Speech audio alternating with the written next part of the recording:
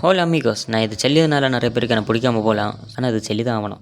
பேரண்ட்ஸை பற்றி தான். ஸோ பேரண்ட்ஸ் எல்லாம் ஒரு விஷயத்த புரிஞ்சுக்கிட்டே ஆகணும். உங்கள் குழந்தைங்கள்லாம் உங்களுக்கு பிறந்தது தான். ஆனால் உங்களுக்காகவே பிறக்கல. ஸோ அவங்களுக்கும் ஒரு லைஃப் இருக்குது. So let them live their life.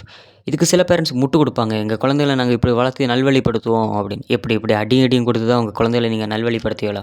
இங்கே இருக்க முக்கால்வாசி குழந்தைகளுக்கும் அவங்க பேரண்ட்ஸை பார்த்தாலே பயம். ஆக்சுவலாக பேரண்ட்ஸை பார்த்து நமக்கு பயம் வரக்கூடாது. சேஃபாக ஃபீல் பண்ணணும். யாரை பார்த்து நம்ம சேஃபாக ஃபீல் பண்ணணுமோ அவங்கள பார்த்து தான் நமக்கு பயம் வருது. அதனாலே முக்கால்வாசி குழந்தைங்க அவங்களுக்கு நடக்கிற அபியூசிவான விஷயங்களை தான் வந்து செல்லியதில்லை. அப்படி சொன்னாலும் அந்த பேரண்ட்ஸ் அங்கே குழந்தையில தான் ப்ளேம் பண்ணுவாங்க. Victim blame. லைக் நீ தான் ஏதாவது செஞ்சிருப்ப, அதனால தான் வந்தவன் அந்த மாதிரி நோண்டி இருப்பான் அப்படின்னு சொல்லிட்டு அந்த குழந்தைகளே விக்டிம் ப்ளேம் பண்ணுவாங்க.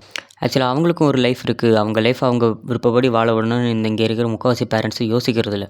அவங்க மைண்டில் இருக்கிற ஒரே விஷயம் இந்த சொசைட்டியில் எப்படி நல்ல பேர் அடிக்கிறதும், ரிலேட்டிவ்ஸ் முன்னாடி எப்படி கெத்து காட்டியதும் தான் அவங்க யோசிப்பாங்க. அதுக்கு அவங்க குழந்தையில ஒரு டூலாக யூஸ் பண்ணணும். அவனுக்கு விருப்பமே இல்லாத ஒரு கோர்ஸ் எடுத்து படிக்க வச்சதும், அவனுக்கு ஸ்போர்ட்ஸில் இன்ட்ரெஸ்ட் இருந்து வீட்டில் வந்து சொல்லியாச்சுன்னா அவன் என்ன ஃபீல்டு எடுக்க போகிறான், அதுக்கு பின்னாடி ஸ்கோப் இருக்கா, எதை பற்றியுமே காதில் வாங்காமல் உனக்கு இதெல்லாம் செட் ஆகாது நீ வேளாவே ஒரு அசீவ் பண்ணி அவனை மட்டம் தட்டியது. இதுவே அதே ஸ்போர்ட்டில் வேற ஒருத்தவங்களோட பையன் வந்து பெருசாக ஏதாச்சும் பண்ணாச்சுன்னா அவனை வச்சு இவனை கம்பேர் பண்ணி இவனை தாழ்த்தி செல்லியது.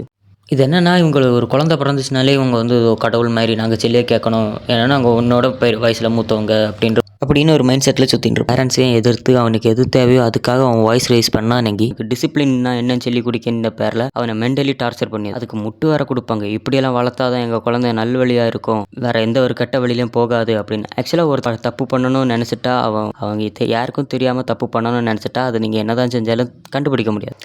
இதெல்லாம் விட இருக்கிறதுலே மோசமான ஒரு விஷயம் என்ன தெரியுமா? Emotional blackmail. உங்கள் அப்பா அவங்க ராப்பகலாக உழைச்சி உனக்காக எல்லாத்தையும் செஞ்சு தாராருல, அந்த கொழுப்பு தான். அவர் பட்ட கஷ்டத்தை நீ படக்கூடாதுன்னு அவர் இவ்வளோ உழைக்கிறாருல, அந்த கொழுப்புனால தான் நீ இவ்வளோ ஜாலியாக இருக்க அப்படின்னு வர ஒன்று சொல்லுவாங்க. டியூட் எனக்கு புரியவே இல்லை. அவர் பட்ட கஷ்டத்தை நான் படக்கூடாதுன்னு இவங்க 2 பேரும் சேர்ந்து இவ்வளோ செஞ்சு தராங்கன்னா அந்த ஆடம்பரத்தை நம்ம வாழ்றதுல என்ன தப்பு? இதை கேட்டால் நம்மளை வில்லன் மாதிரி பார்ப்பாங்க. ஒருத்தன் அவன் பேரண்ட்ஸோட அட்வைஸையும் சொசைட்டியோட அட்வைஸையும் எதுவுமே கேட்காத அவன் லைஃப்பை அவனுக்கு ஏற்ற மாதிரி டிசைன் பண்ணி அவன் கொண்டு போனால் அவன் தான் இருக்கிறதுலேயே மோசமான ஒரு பையன்னா என்ன? அப்படி பார்த்தா எங்கள் ஃபேமிலியிலே நான் தான் இருக்கிறதுலே மோசமான ஒரு பையன். Control is in love and obedience is in respect.